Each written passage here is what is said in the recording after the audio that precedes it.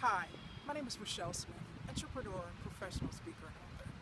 Here again, on location, the beautiful campus of Northwestern University, one of my alma maters.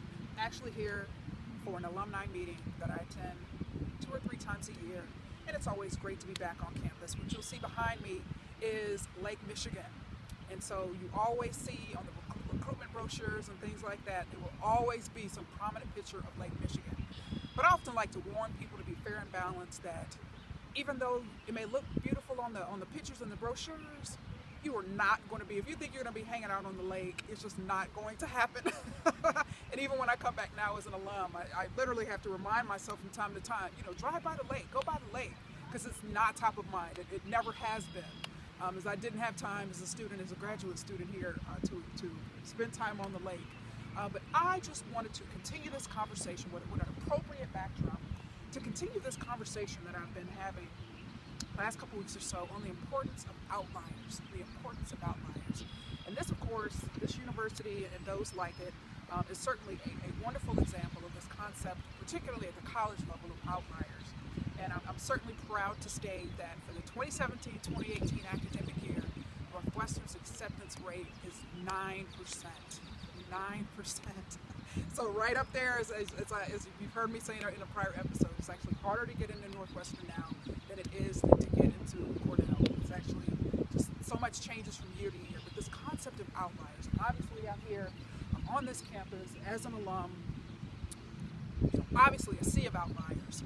And so, companies, colleges, as I always like to say, small businesses, organizations, nonprofits, everyone's looking for outliers. Everyone is looking, again, for the small percentage of the population. When you think about the bell curve, and I stated that most people fall under the bell or in the middle, the mean, the median, the average, but just those people, those positive outliers, a very small percentage of any population, whether the college student population, corporate recruiting pool population, NBA teams recruiting population. I mean, the outliers are always sought after, but what I wanted to challenge you to do is not to be afraid of being an outlier. Now, of course, and I've shared in previous episodes, you may look at me now and be like, Michelle's so confident, she's so secure, and I always like to emphasize that it has not always been this way. All right, I struggled with my own insecurities, even when I was a student here. I'm human just like everybody else. I was human just like everybody else, and we all have various struggles. And so for me, the whole, particularly the high school level, somebody would have told me, Rachelle, do you want to be an outlier? Do you want to go on to earn 2 graduate degrees, second of which from Northwestern University? I would have told you, absolutely not. And it's funny when I think about it now, but I was just working so hard in high school to be average. I was working in high school to be average. And I have to tell people again, you struggle during the high school years, and you want to fit in, and that whole acceptance thing and not being rejected is so important. But I think a lot of times that can set the stage in terms of your future life trajectory of what you achieve or how much you achieve in life.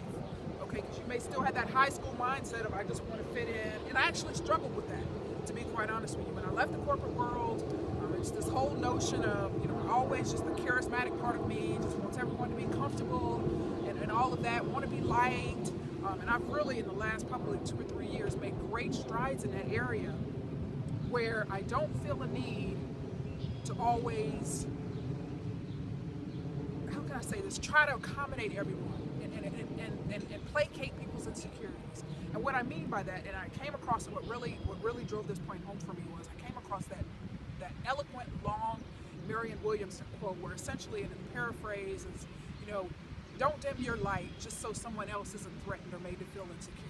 And so, I did that for a long time because, again, I want everyone to feel comfortable. I don't want anyone to be intimidated. I don't want anyone to be insecure. But I woke up that day and was like, you know what? People are going to feel how they want to feel. People are going to think what they want to think. And the best thing that you and I can do is just to go on and move forward, take each day, day by day, being determined to be the best that we can be. And if you're an outlier, if you strive to be an outlier, again, you may be watching this, you may be 10 years old saying, yes, I'm going to do X, I want to do Y, I want to do Z. But we all got to recognize, particularly it doesn't matter if you're 10 years old or if you're 92. When you break that, again, that bell curve under the middle, when you break the average and decide you want to be positive outlier, it's going to require confidence, it's going to require courage, it's going to require strength. Because society, again, and many insecure people within it will try to push you right back into the average category. Okay, and I don't ever want you to settle, because if you want to be an outlier, it's going to require confidence, it's going to require pursuing your dreams, your goals, your visions, your ambitions with gusto and with heart and with passion. And if you're spending your time trying to placate other people and make sure other people don't feel intimidated, then I promise you, you're not going to live the life of your dreams. You're not going to live a life of potential. And as I mentioned, I come here, I'm back on campus 2 or 3 times a year. For this particular visit, it's an alumni association meeting. It's actually a subgroup within our alumni association that I was invited to join 3 years ago, and the person that nominated me submitted my name. It's a very noteworthy organization, again, within the sea of outliers of Northwestern alumni around the world. It's certainly a sea of outliers within this particular group, and I'm certainly grateful to receive that nomination, and I accepted it in 2014. But as I reflect on that whole experience, yes, when the person nominated me, but what did the membership committee do? Looked at all the candidates who were nominated. Okay. Part of their criteria, and they're very upfront, is that the membership committee, they're very upfront in terms of criteria and how people are decided, how the decision is made, is what has this individual accomplished relative to their peers. All right, one of the cutoffs for that in terms of judging groups is age. Okay, so what has Rachelle done since she's graduated from Northwestern relative to her peers? And there's one particular verbiage that they like to use, unusually fast progression. All right, and so as a little girl, folks, I knew as a little girl I wanted to be an outlier, and I just say this humbly, but I knew I wanted to be an outlier. I knew I wanted to be different. I knew college was part of that future. Yes, the argument's always made that college isn't for everyone, but there's always various options. There's military, there's trade school, there's cosmetologist. There's so many different ways you can go about furthering your education, and it doesn't have to be always on a college campus. And I'm very pro-college. I think everyone should go to college, but I recognize that, again, college isn't for everyone. But no matter what parameter, what channel you use to continue your growth in personal and professional development, just do so. And again, just always having a mindset of continuous improvement, continuous growth, that alone will push you forward into that outlier category. All right, as a little girl, I was very competitive, loved to learn, used to come home with my perfect attendance certificates. I loved school. Then when I got to high school, like that competitive drive and wanting to be the best just kind of fizzled out, and I wanted to fit in. And fortunately, I picked up the passion again once I got to college. Louisiana as an undergraduate. Left there, went to FIU in Miami, got my first graduate degree, my second graduate degree here from Northwestern, and I did all of that in less than 6 years. And I was hustling, went to school year round, and I finished my undergraduate, my first graduate degree programs early. So folks, it can happen. It can happen. So just don't be afraid to be an outlier. And I think that holds so many people back. They want to fit in. They want to be average. They don't want to stand out. They want to be a conformist. All right, I'll be the first to tell you I'm a major nonconformist, and it's truly benefited me, of course, as a college student, but as I've graduated, leaving the corporate world. That was, again, when I look back on that decision and how I was even invited to join this particular alumni subgroup, yes, my willingness to step out and be different, all right, and take an unusual pathway and make some things happen in a different realm was part of the reason why I was chosen. So just be yourself, be authentic, be you, and it's always great to be back here on campus doing tons of walking, but I will be the first to confess, folks. I drove this time.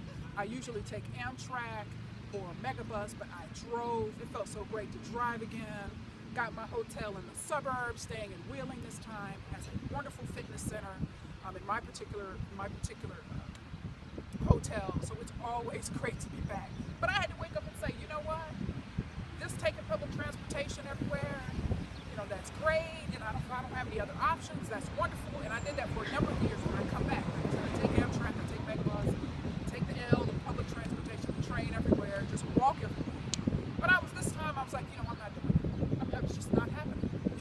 It's just not doing that. I want to be able to, and I tell people, okay, I may be the fitness guru inside of a facility, but when I get outside of a facility, I don't